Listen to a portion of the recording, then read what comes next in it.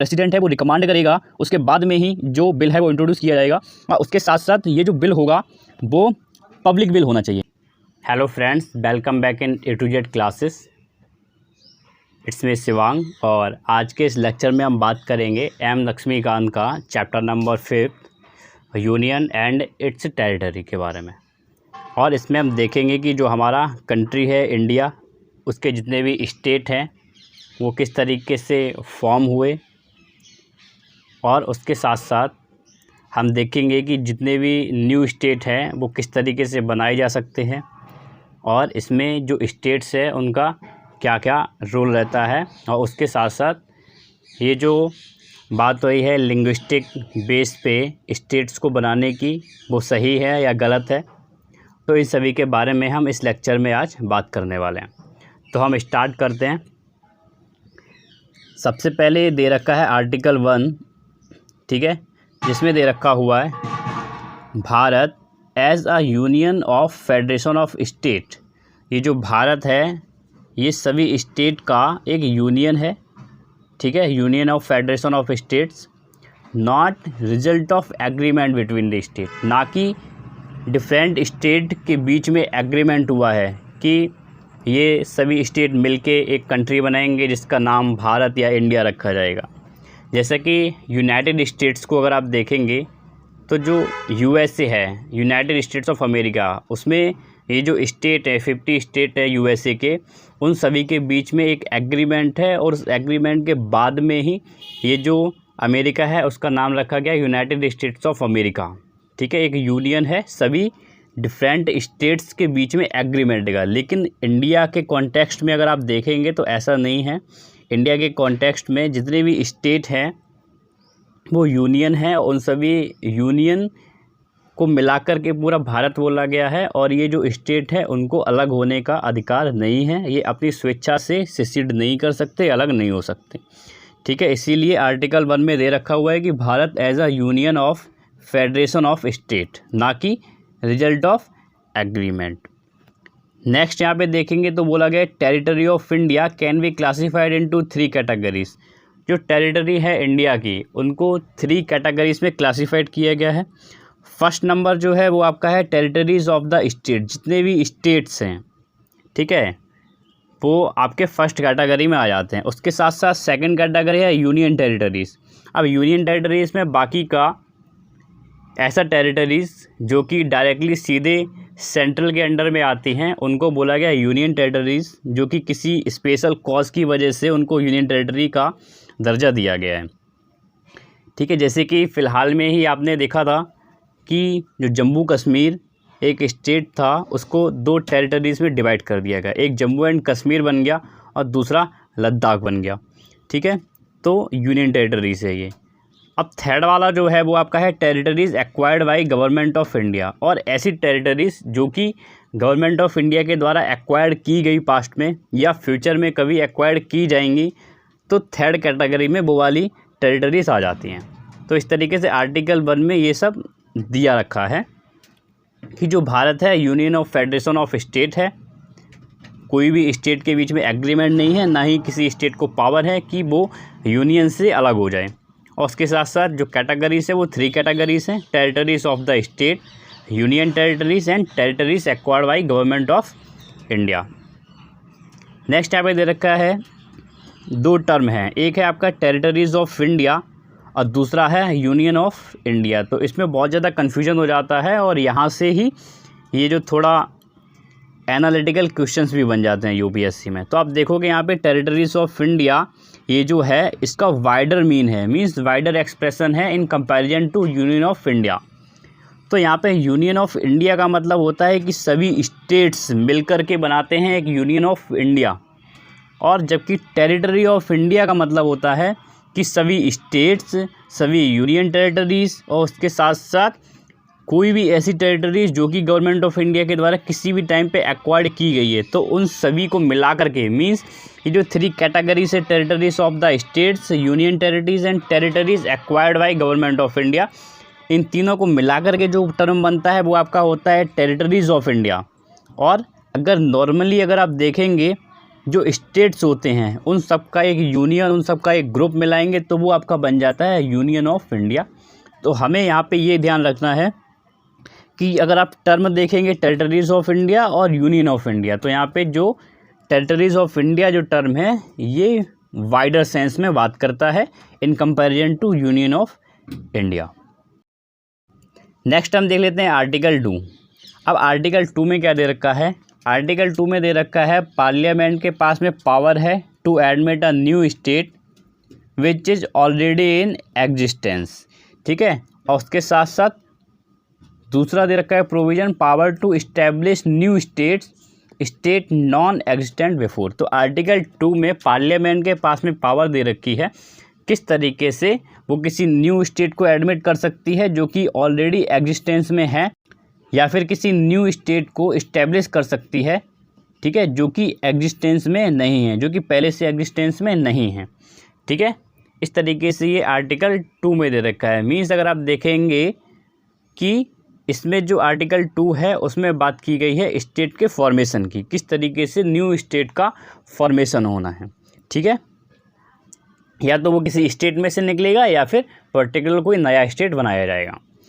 अब हम देख लेते हैं नेक्स्ट यहाँ पे आर्टिकल 3। तो आर्टिकल 3 में बात की गई है authorise parliament to deal with internal readjustment of territories of union of India. Means जो भी टेरिटरी है इंडिया की उसमें इंटरनल रीएडजस्टमेंट करना। ठीक है, जैसे कि अभी जम्मू कश्मीर के कॉन्टेक्स्ट में हुआ था इंटरनल रीएडजस्टमेंट। ठीक है, ये बात की गई आर्टिकल 3 में। उसके साथ ही यहाँ पे सुप्रीम कोर्ट ने 1969 में एक रूल निकाला और उसमें बोला कि जो भी हम बाउंड्री डिस्प्यूट का सेटलमेंट करेंगे, ठीक है, इंडिया और उसके पड़ोस में जो कंट्रीज़ हैं उनके बीच में जो भी कोई डिस्प्यूट चल रहा है बाउंड्री को लेकर के, और अगर उनमें सेटलमेंट किया जाएगा तो उस सेटलमेंट को करने के लिए हमें कॉन्स्टिट्यूशन में अमेंडमेंट की रिक्वायर नहीं होगा। ठीक है, ज़रूरी नहीं है कि हमें कॉन्स्टिट्यूशन अमेंडमेंट करना पड़े। ये नॉर्मली जो सेटलमेंट होगा ये नॉर्मली एग्जीक्यूटिव एक्शंस से हो सकता है। ठीक है, लेकिन इसमें ये जो इंडियन टेरिटरी है उसका सिसेशन इन्वॉल्व नहीं होना चाहिए, मतलब कि किसी भी इंडियन टेरिटरी को हम अलग नहीं करेंगे।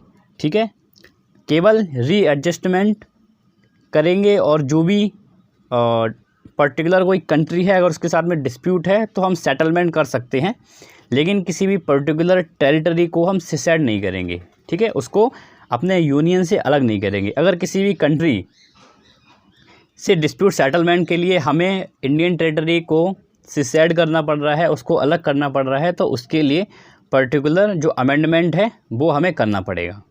ठीक है, जैसे कि बांग्लादेश के साथ जब डिस्प्यूट सेटलमेंट हुआ था जो कि 100th कॉन्स्टिट्यूशनल अमेंडमेंट एक्ट है, जिसमें कुछ पर्टिकुलर टेरिटोरियल एरिया था वो बांग्लादेश को दे दिया गया था और उसके बदले में बांग्लादेश से कुछ पर्टिकुलर एरिया ले लिया गया था। इस तरीके का जो एडजस्टमेंट हुआ था उसमें टेरिटरीज़ का सिसेशन किया गया था कि टेरिटरीज़ को इंडिया ने बांग्लादेश को दिया था, तो उस कंडीशन में अमेंडमेंट हुआ था। ठीक है, वो नॉर्मल एग्जीक्यूटिव एक्शन से नहीं हुआ था। तो नॉर्मल एग्जीक्यूटिव एक्शन से केवल नॉर्मल सेटलमेंट होंगे अगर कोई पर्टिकुलर डिस्प्यूट चल रहा है, लेकिन अगर कोई भी इंडियन टेरिटरी का सिसेशन हो रहा है तो उस कंडीशन में जो अमेंडमेंट है वो हमको करना पड़ेगा। लेकिन आर्टिकल 3 में अगर कोई भी सेटलमेंट होता है तो वो अमेंडमेंट नहीं माना जाता है। ओके, नेक्स्ट हम देख लेते हैं जो भी न्यू स्टेट है उसके क्रिएशन के लिए प्रोसीजर क्या है, किस तरीके से न्यू स्टेट का क्रिएशन होगा। तो जो भी न्यू स्टेट का क्रिएशन करना है तो उसके लिए सबसे पहले जो बिल है वो लाया जाएगा, इंट्रोडक्शन होगा बिल का, और उसके साथ साथ जो भी इंट्रोडक्शन होगा बिल का वो आएगा प्रायर रिकमेंडेशन ऑफ प्रेसिडेंट। ठीक है, तो प्रेसिडेंट है वो रिकमेंड करेगा, उसके बाद में ही जो बिल है वो इंट्रोड्यूस किया जाएगा। और उसके साथ साथ ये जो बिल होगा वो पब्लिक बिल होना चाहिए। कैसा बिल होना चाहिए? Public bill. ठीक है, वो प्राइवेट बिल नहीं होना चाहिए। वो कैसा होना चाहिए? पब्लिक बिल होना चाहिए। और उसके साथ साथ जब भी प्रेसिडेंट कोई न्यू स्टेट क्रिएट करेगा और अगर वो किसी पर्टिकुलर जो इंडियन टेरिटरी है उससे रिलेट करता है, उसका रीएडजस्टमेंट करके स्टेट्स बन रहे हैं वहाँ से, तो उस कंडीशन में जो प्रेसिडेंट है वो क्या करेगा कि जो स्टेट लेजिस्लेचर है उससे ओपिनियन लेगा। क्या लेगा? उससे ओपिनियन लेगा कि क्या करना चाहिए क्या नहीं करना चाहिए। लेकिन जो ओपिनियन होगा वो नॉट बाइंडिंग रहेगा, कि प्रेसिडेंट बाइंड नहीं रहेगा कि उसको मानना ही पड़ेगा।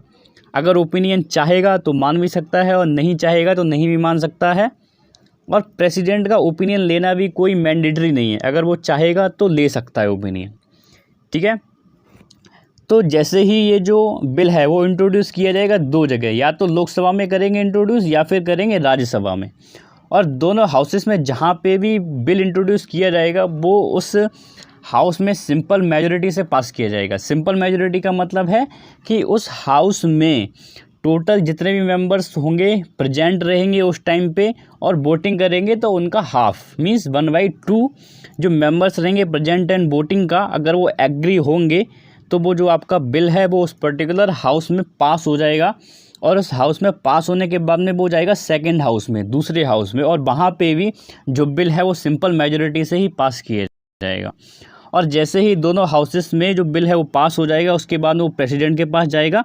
प्रेसिडेंट उस बिल को असेंड देगा और एक नोटिफिकेशन निकालेगा, ठीक है, न्यू स्टेट के क्रिएशन का। और जो न्यू स्टेट है वो आपका एग्जिस्टेंस में आ जाएगा, जो न्यू स्टेट है वो आपका क्रिएट हो जाएगा। ये प्रोसीजर होता है सिंपल सा किसी भी न्यू स्टेट को क्रिएट करने के लिए। ओके, अब हम देख लेते हैं कि हमारी कंट्री में जितने भी स्टेट्स हैं या जो यूनियन टेरिटरीज़ हैं वो किस तरीके से एग्जिस्टेंस में आई, किस तरीके से उनका इवोल्यूशन हुआ। ठीक है, तो सबसे पहले जो बात की गई वो की गई demand of linguistic states. Linguistic states की डिमांड की गई कि लैंग्वेज के बेस पे जो स्टेट्स हैं उनको बनाया जाना चाहिए। तो उस कंडीशन में हुआ क्या कि दो बॉडीज़ थी, एक था एस.के. धार कमीशन और दूसरा था जे.वी.पी. कमेटी। तो जो एस.के. धार कमीशन थी उसने क्या किया, ये जो लिंग्विस्टिक स्टेट्स की डिमांड थी उसको क्या किया, रिजेक्ट कर दिया। और उसको रिजेक्ट करने के बाद में उसने रिकमेंडेशन दी कि जो भी रीऑर्गेनाइजेशन होना चाहिए स्टेट का वो होना चाहिए एडमिनिस्ट्रेटिव कन्वीनियंस के बेस पे, ना कि लिंग्विस्टिक बेस पे। हमें एडमिनिस्ट्रेटिव कन्वीनियंस को ध्यान में रखते हुए रीऑर्गेनाइजेशन करना है जिससे कि फ्यूचर में कभी भी कोई प्रॉब्लम ना हो। और उसी के साथ साथ जो जे.वी.पी. कमेटी थी उसने भी यही बात बोली और उसने भी क्या किया कि ये जो डिमांड थी लिंग्विस्टिक स्टेट्स की उसको क्या कर दिया, रिजेक्ट कर दिया। उसके बाद क्या हुआ, गवर्नमेंट ऑफ इंडिया ने सेटअप करी एक न्यू कमीशन जिसका नाम था फैजल अली कमीशन। अब फैजल अली कमीशन ने क्या किया कि ये जो भी लिंग्विस्टिक रीऑर्गेनाइजेशन की डिमांड थी उसको एक्सेप्ट कर लिया। और एक्सेप्ट करने के बाद में उसने बोला कि लिंग्विस्टिक रीऑर्गेनाइजेशन की जो डिमांड है वो तो मैं एक्सेप्ट कर रही हूँ, लेकिन ये जो आइडिया है वन लैंग्वेज वन स्टेट का वो एक्सेप्टेबल नहीं होगा। उसको उन्होंने क्या कर दिया, रिजेक्ट कर दिया। और उन्होंने बोला कि हमें इस तरीके से रीऑर्गेनाइजेशन करना है स्टेट का कि इंडिया की यूनिटी बनी रहे, यूनिटी ऑफ इंडिया, इंडिया की यूनिटी बनी रहे। ऐसा ना हो कि इंडिया डिफरेंट छोटे छोटे स्टेट्स में डिफ्रेंशिएट हो जाए। ठीक है, हमको वैसा नहीं करना है। और उसके साथ साथ बोला गया कि लिंग्विस्टिक एंड कल्चरल होमोजेनिटी बनी रहे।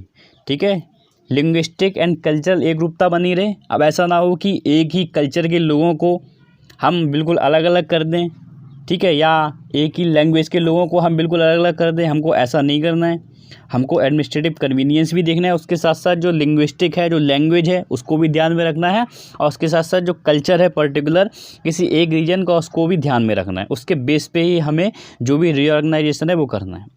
और उसके साथ बोला कि एडमिनिस्ट्रेटिव एंड फाइनेंशियल कन्वीनियंस भी देखना है कि कोई पर्टिकुलर स्टेट है उसकी फाइनेंशियल कंडीशंस कैसी हैं, वहाँ पे एडमिनिस्ट्रेशन करना कितना आसान है कितना कठिन है, उसके अकॉर्डिंग हमें डिसाइड करना पड़ेगा कि किस तरीके से जो स्टेट है उनका रीऑर्गेनाइजेशन करना चाहिए।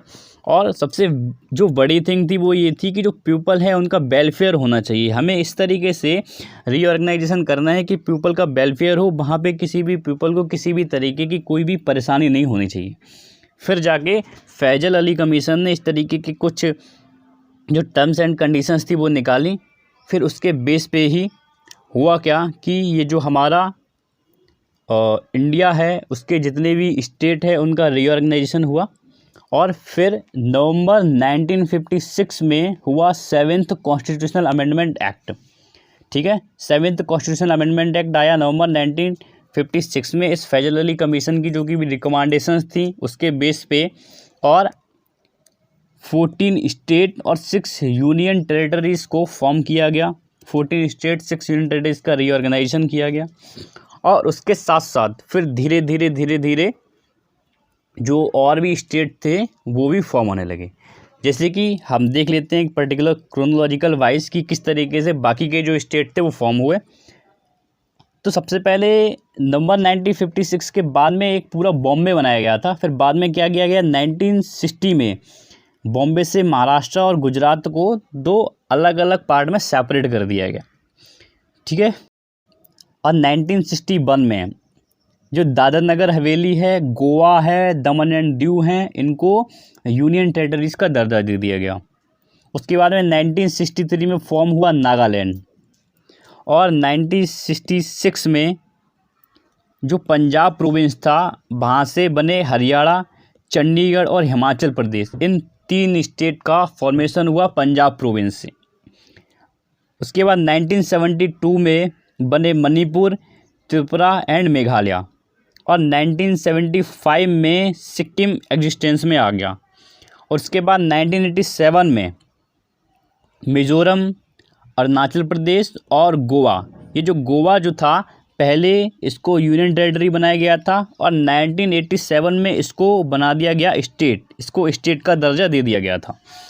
उसके बाद 2000 में छत्तीसगढ़, उत्तराखंड और झारखंड, ये 3 स्टेट फॉर्म हुए आर्टिकल 3 के अंदर, जो इंटरनल रीएडजस्टमेंट किया गया था उसके बेस पे, ठीक है।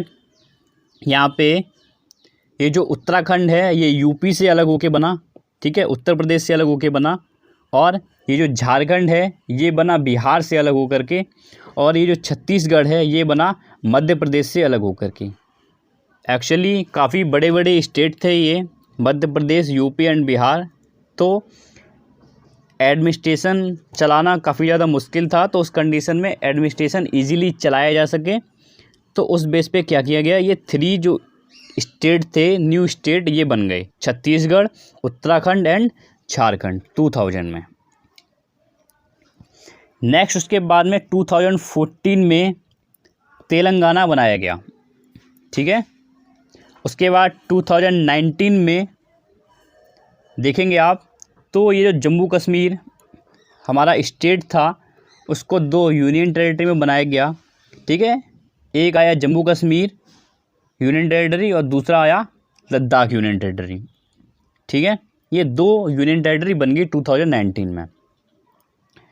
उसके बाद नेक्स्ट 2020 में भी रिसेंटली क्या हुआ फिर कि ये जो दादरा नगर हवेली और जो दमन एंड दीव 2 अलग अलग यूनियन टेरिटरी थी उनको मर्ज करके एक ही यूनियन टेरिटरी बना दिया गया। अब जो यूनियन टेरिटरी है वो क्या है, Dadra Nagar Haveli and Daman and Diu, ये पूरा एक यूनियन टेरिटरी का नाम है और पहले यही 2 यूनियन टेरिटरी थी अलग अलग। अगर आप आज की कंडीशन में देखेंगे टुडे ऑन दिस डेट, जिस डेट में मैं ये लेक्चर रिकॉर्ड कर रहा हूँ, अगर आप उस डेट को देखेंगे तो अभी तक हमारा जो इंडिया है उसमें 28 स्टेट्स हैं एंड 8 यूनियन टेरिटरीज़ हैं, ठीक है। अब कुछ इंपॉर्टेंट फैक्ट्स हैं उनको भी हम यहाँ पे देख लेते हैं। तो जो फर्स्ट लिंग्विस्टिक स्टेट था जो कि इंडिया में क्रिएट किया गया था वो था आंध्र प्रदेश, जो कि 1953 में क्रिएट किया गया था। उसके साथ साथ हमको अभी याद रखना है इसमें कि जो भी लॉज हैं जो आर्टिकल 2 और आर्टिकल 3 के अंडर बनाए गए या बनाए जाएंगे उनको कॉन्स्टिट्यूशनल अमेंडमेंट एक्ट नहीं बोला जाएगा, वो सिंपली एक एग्जीक्यूटिव एक्शंस होंगे, ठीक है। Territory secession to a foreign country can't happen under article 3 because it needs constitutional amendment. उसके साथ यहाँ पे ये नोट करके रखना है, आपको याद रखना है कि किसी भी फॉरेन कंट्री को अगर हमें टेरिटरी का सिसेशन करना है तो वो अंडर आर्टिकल 3 नहीं हो सकता, क्योंकि अंडर आर्टिकल 3 जितनी भी चीज़ें होती हैं वो सभी एग्जीक्यूटिव एक्शन से होती हैं, वो अमेंडमेंट नहीं मानी जाती हैं, ठीक है। लेकिन अगर टेरिटरी का सिसेशन करना है, किसी भी फॉरेन कंट्री को टेरिटरी को देना है, तो उस कंडीशन में अमेंडमेंट करना पड़ेगा। तो इसके लिए क्या होगा कि जो कॉन्स्टिट्यूशन अमेंडमेंट है उसकी हमें नीड पड़ेगी। जैसा कि मैंने अभी आपको पहले भी बताया था कि जो 100th कॉन्स्टिट्यूशन अमेंडमेंट एक्ट किया गया उसमें कुछ एनक्लेव्स थे जो कि बांग्लादेश को दिए गए थे, तो वो 100th कॉन्स्टिट्यूशनल अमेंडमेंट एक्ट था उसके अंडर दिए गए थे, नॉर्मली ऐसे ही एग्जीक्यूटिव एक्शन से नहीं दिए गए थे। ठीक है, नेक्स्ट अब हम देख लेते हैं कि किस तरीके से कुछ स्टेट हैं उनके जो नेम थे वो चेंजेस हो गए। ठीक है, तो सबसे पहले था यूनाइटेड प्रोविंस। ठीक है, ये जो यूनाइटेड प्रोविंस था इसका नाम रख दिया गया उत्तर प्रदेश 1950 में।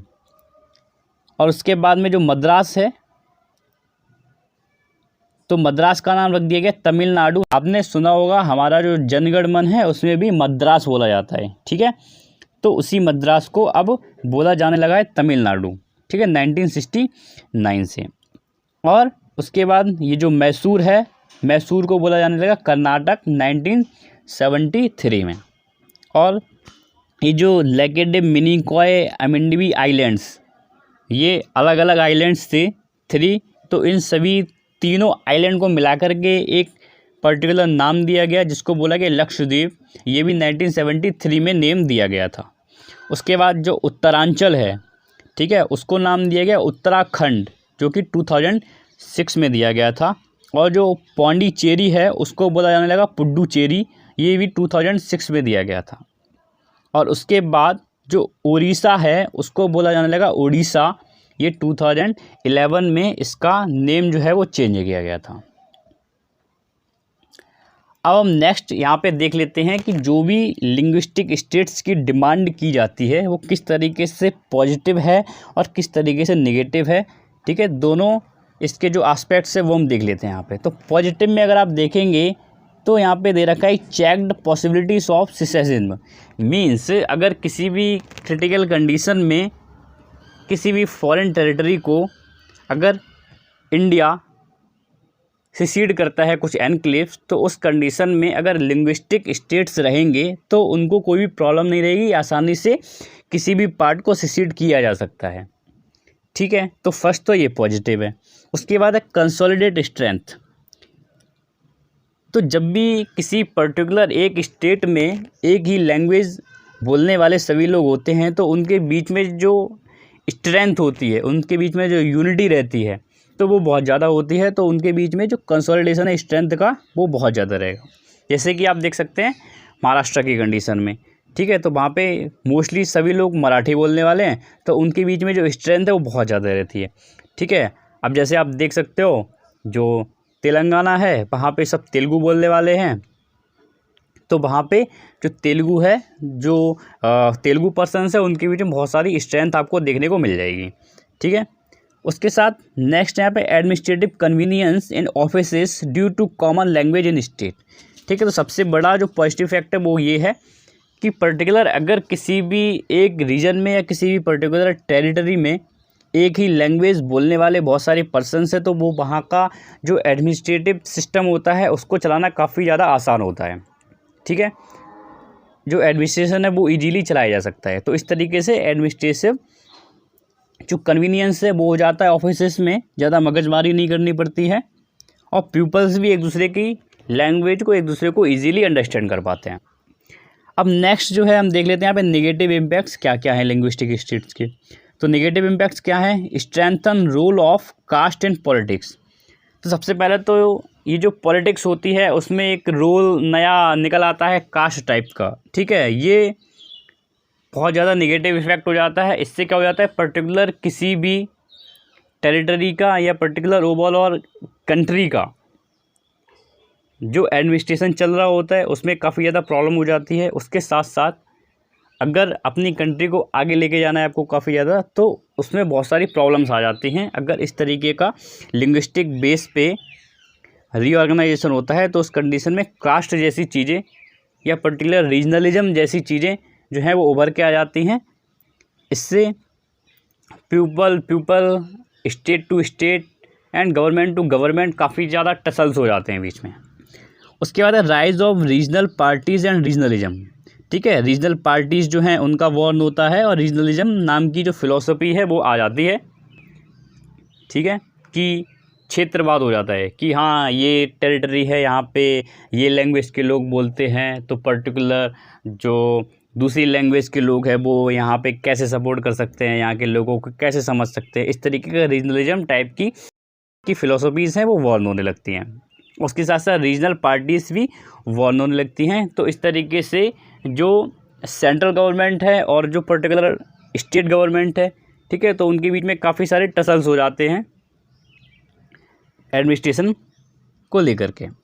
नेक्स्ट है increase in number of inter state disputes, और उसके साथ साथ इंटर स्टेट डिस्प्यूट्स भी हो जाते हैं जब लिंग्विस्टिक बेस पे जो भी रीऑर्गेनाइजेशन वगैरह हो जाता है उसका इम्पैक्ट पड़ता है, ठीक है। इंटर स्टेट डिस्प्यूट्स हो जाते हैं, जैसे कि अगर आप देखेंगे पर्टिकुलर स्टेट कोई भी है अदर लैंग्वेज बोलने वाला, जैसे कि तेलंगाना है, वहाँ पे तेलुगु बोली जाती है, महाराष्ट्र में मराठी बोली जाती है, तो बॉर्डर एरियाज़ में अगर आप देखेंगे तो वहाँ पे कई सारे डिस्प्यूट्स हो जाते हैं।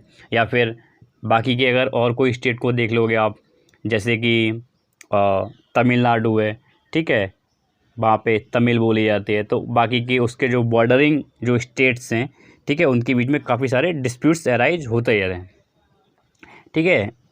डिस्प्यूट्स निकलते रहते हैं डे बाई डे, ठीक है, कोई ना कोई नया डिस्प्यूट निकलता रहता है। इस तरीके से ये सब चीज़ें लिंग्विस्टिक स्टेट्स में नेगेटिव होती हैं। तो लिंग्विस्टिक स्टेट्स में दोनों चीज़ें हैं, दोनों इम्पैक्ट्स हैं, कुछ उसके पॉजिटिव एस्पेक्ट्स भी हैं, कुछ इसके नेगेटिव एस्पेक्ट्स भी हैं, ठीक है। तो यहाँ पे इस वीडियो लेक्चर में हम लोगों ने देखा कि ये जो हमारा आर्टिकल 1 है, आर्टिकल 2 है, आर्टिकल 3 है, उसमें क्या क्या दे रखा है, क्या क्या प्रोविजंस हैं।